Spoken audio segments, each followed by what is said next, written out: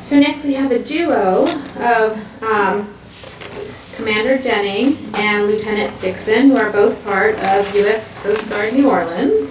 So Commander Kelly Denning is a 1998 graduate of the United States Coast Guard Academy. She served as a command duty officer at the 8th Coast Guard District Office in New Orleans, Louisiana from 2002 to 2005, where she managed numerous search and rescue cases and hurricane responses. She's been at Sector New Orleans since 2013 in the Response Department, where she oversees the missions of search and rescue, law enforcement, and pollution response for an area that encompasses 31 parishes in southeastern Louisiana and includes some of the nation's busiest deep draft ports. Her fun fact is that she did not respond to Deepwater Horizon because she just had her second child. But that's why she brought Lieutenant Dixon to help her out. So she covered herself. And she's also an Army brat and lived in Panama until she was 4 and has lived most of her life in New Orleans, longer than anywhere else. So she considers New Orleans her home. And then Lieutenant Dixon is a native of Forest Grove, Oregon. He enlisted in the Coast Guard in July of 2000 and advanced to Machinery Technician First Class in 2004. He currently serves as Commanding Officer at Station Grand Isle, Louisiana. And he leads law enforcement, search and rescue, and marine safety missions in the United States Coast Guard's largest area of operations of any small boat station located in the continental United States. So it's a mouthful. But without further ado, Commander Denning and Lieutenant Dixon, please come up. Thank you. Here's your again, so there's a pointer there if you want, and then back and forth. All right, I'll try not to mess this up. So good afternoon, everyone. Thank you so much for having us today. It's really our pleasure to be here. I see a lot of friendly faces in the audience, folks I've seen at training that have trained me, people I've seen at responses. So thanks again for having us. As you may have gathered, I am not a scientist. I am a responder from both Paige's talk and our introduction. In fact, until about a year and a half ago, I was very comfortable in my incident commander role, responding to search and rescue cases, to law enforcement cases, and even to mass rescue operations. And then day one of my response department head job here at Sector New Orleans, I found myself as an incident commander for a major exercise, oil spill exercise, and I didn't know what the heck I was doing. But luckily, the state on-scene coordinator was a scientist, my environmental unit leader was very savvy, and the NOAA SSC was just a phone call away. So I learned very early on, basically day one of my job here, that I need my scientists and I'm not going to sign a plan or make a decision when it comes to response on behalf of the FOSC without the scientific community supporting me. So most of my experience has been in the ICP, which is also why I brought Lieutenant Dixon, not just so he could field any questions you all might have about Deepwater Horizon, because I've done this before and usually the questions are all around Deepwater Horizon, and I'm sorry, I'm very ignorant on that, although I have benefited from the research, but he's going to go into more detail of how science is applied at the field level. Ooh, it's moving on me. Okay. So our sector commander, who's Captain Wayne Arguin, he wears many hats in addition to managing the 800 plus people that work for him. He's the captain of the port. He's the officer in charge of marine inspections. He's a search and rescue mission coordinator. He's a federal maritime security coordinator. And finally, he's the federal on-scene coordinator. So pollution response is just one part of what we do at Sector New Orleans, and yet we have to be good at it, which again, is why we rely on our scientists. This gives you an idea of in 1 year what Sector New Orleans is responsible for.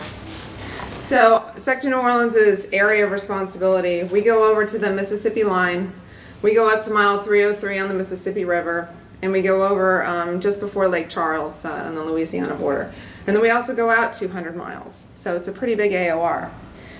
Again, this is just in 1 year, and if you'll see under the pollution enforcement cases, you'll see that we handle 25%. 25% of the nation's workload is done right here in Sector New Orleans' area.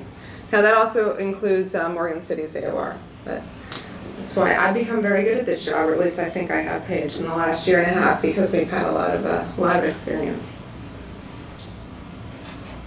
Okay. So our SSC, I'm not going to go into too much detail here, as I'm following Paige. But I'm going to basically boil it down to you from a responder perspective, and Paige started to do this, but when I get that call, first of all, the next person I'm calling is Paige. She's going to be on the line while we're hearing all this. But I want to know, what is it? Where is it? Where is it's important, because sometimes it's not mine. Sometimes it's Morgan City's. So if it's on the line, I can say, oh good, I don't need to worry about that. We'll pass that on to Morgan City's AOR. Where is it going? Obviously that's important. Who or what is affected by it, and what should we do about it? And as I've been trained by many folks in the room, especially my NOAA SSC, what's always in the back of my head is do more good than harm, ultimately, with your responses. Some of the stuff on here, weather forecasting through the National Weather Service, our SSCs and our NOAA scientific support in general is all hazards. So for example, when we had the Baton Rouge flooding earlier this year that we responded to, the very first day of response, where we got hundreds of people calling the command center that need to be plucked off of rooftops, and it's bad weather. There's lightning all around, there's little micro storms, and you're trying to put 15 helicopters into a small area. So we really relied upon NOAA and the Weather Service to tell us, hey, when's a good weather window when we can get our helicopters in there to go rescue people. So it's not just for pollution response, it's for other stuff as well. Information management, this is a big one, especially on our larger responses. We need a good team to synthesize all the information that's coming in, because sometimes there's a lot of it. And if you can't synthesize it, then that does not make it actionable. And that's what we're looking for as an incident commanders, is all the information in the world is great, but if you don't synthesize it and make it actionable, there's really not much we can do with it. Okay. More stuff that NOAA does for us. I know Paige's slide said, what can we do about it? But I prefer the what should we do about it. So there's a lot of stuff that we can do, and that's really where, again, our scientists help us make the decision on that. For example, you could have a 300 barrel spill, 100 nautical miles offshore, and it's calm weather. You can use dispersants. Should you use them?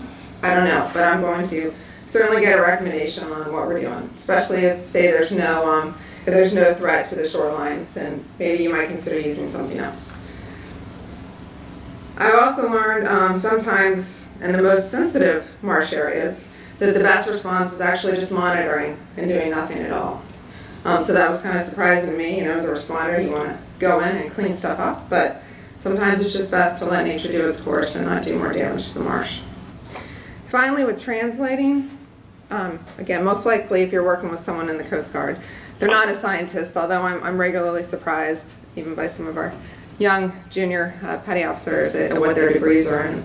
But most likely we're not scientists, so unfortunately you're going to have to do a lot of translating with us.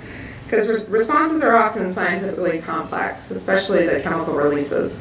We've had a couple of them here on the river where we've got some off-gassing of ships, and those get real complex really fast, and you're worrying about, where is it going, who's affected, do you need to evacuate, so they certainly help us out with that, especially with the translating. But one lesson I did learn the hard way is sometimes it's incumbent upon us as incident commanders to translate that back to the public. I received a press release on one response that I was on, and we had some oiled wildlife, and in the press release it said that there was a oiled herp tile. And I asked the young petty officer that brought this to me, I'm like, what is a herp tile? Well, it's a turtle, man. I'm like, why don't we just say turtle? Well, we can't say turtle. We have to say herp tile. I'm like, do we? Okay, that's what we'll put in there. And sure enough, the news got a hold of that, and we're covering up the fact that the turtles are oiled because we put herp tile in there. And yes, I took a lot of heat from some of my coworkers with that, because I knew better. I should have translated it back to turtle, but we didn't. With that, I'll pass it over to Lieutenant Dixon. On the herp tile. Well, good afternoon. Thank you, Commander.